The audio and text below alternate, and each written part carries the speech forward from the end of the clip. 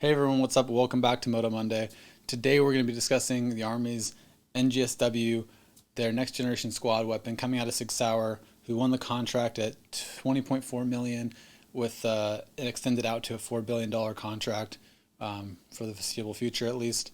But before we get too deep into that, let's talk about our sponsor for this channel, Rain City Tactical out of Kent, Washington. If you guys are ever in the area, if you go to Rain City Shooting Center, they have an amazing range, classes. They sell tactical gear. They have a full gun shop, and they make custom holsters. Can't say enough good things about it. With that said, let's dive into it. So, the SIG SAUER contract for the next generation squad weapons for the Army are the XM5, or the Spear, MCX Spear, and the XM250. Now, the most crucial portion of this is that both of these firearms come in 6.8 Fury, which is going to allow for more kind of cross-platform usage when it comes to having extra ammo from one member to the next member in a team. Now, with that said, the 6.8 Fury is a great round. It outperforms 5.56 by 4.5.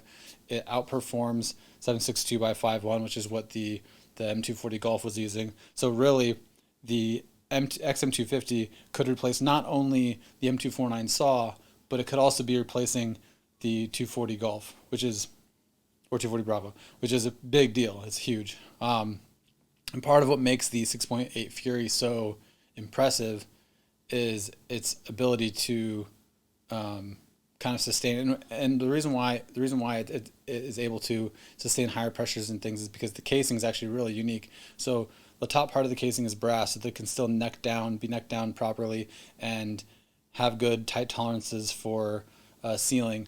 But the base of it is actually steel, which allows for a lot more pressure to be handled at the point of the seating of the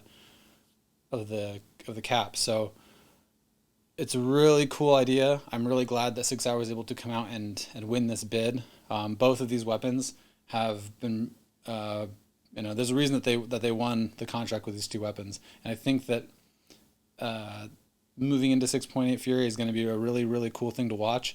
The only downside I can see with this is while the previous M249 or SAW gunners that we had back in the day, while they're going to feel a little bit of an increase when it comes to carrying that extra weight around, because as a SAW gunner, I carried like 1,000 rounds on me, and it was heavy. Imagine carrying 600-800 rounds of a much heavier round. Now, again, the machine gunners are used to carrying some weight. However, the amount of rounds that you'll be able to carry in the XM5, while you are getting a better ballistic performance, and you might have more stopping power, and you might have even more distance out of your gun. My question is going to be is, when it comes to especially long distance or urban warfare that is super strenuous, is carrying all that extra weight, carrying a full combat load of 210 rounds, how easy is that going to be to do for your standard infantryman or door kicker who's not carrying a squad automatic weapon? And with all that extra weight in the gun too, like how much more is that weight going to interfere with progression and engagements that are lasting for periods, like long periods of time? If you're going into a especially in urban combat, but I mean, if there was times when we got into firefights for 6+ hours.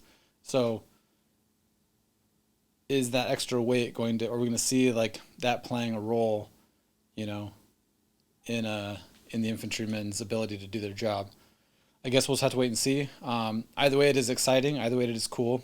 There's also another product that was kind of built with this was the new Vortex. I think it's XM157 LVPO. That's 1-8. Really cool. Obviously, the Marine Corps has already moved to the Trijicon VCOG. The Army's got the Tango 6, which you can see on the XM5 here.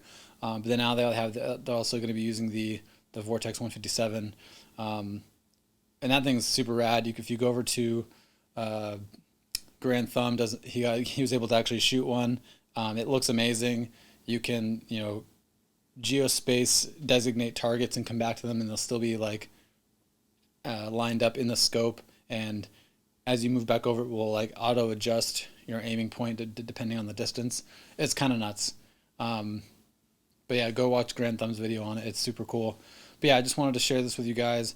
It's gonna be, again, really interesting to see, and I can't wait to see what comes next, because I think that this really was kind of the future.